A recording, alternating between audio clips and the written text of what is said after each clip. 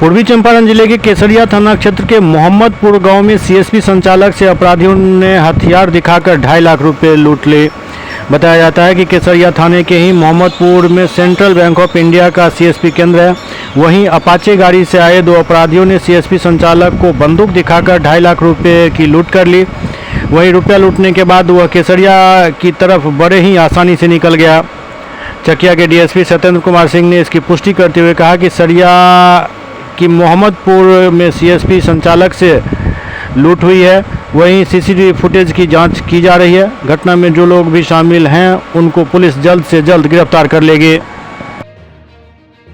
थाना क्षेत्र में गोली नहीं चली है, सीएसपी की लूट हुई है। तो मोहम्मदपुर में एक सेंट्रल बैंक का सीएसपी ब्रांच था, वहाँ के कर्मी जो हैं पैसा लेकर कहीं पेट्रोल पंप से वो 2 लाख रुपया लेकर आए थे और आने के 10 मिनट के बाद केसरिया के ओर से ही ऐसा सीसीटीवी में देखा जा रहा है कि 2 अपराध कर्मी जो है मुंह ढके हुए अपाची बाइक से आए, उनके सीएसपी में घुसकर उनसे रुपया लेकर जो है फिर अपाची पर बैठकर तेजी से डुमरिया की ओर चले गए।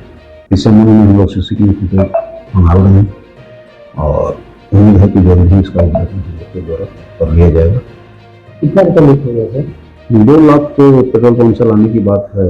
जैसा बता रहा है कि 50,000 रुपया उसका अपना भी था, तो 2.5 लाख रुपया लूट की बात बताई जा रही है। तो चकिया के मेसी में भी मेसी में घटना घटी है। ये तेलकटवा गिरोह जो था, ये बथना पेट्रोल पंप के पास एक बाबा लाइन होटल है।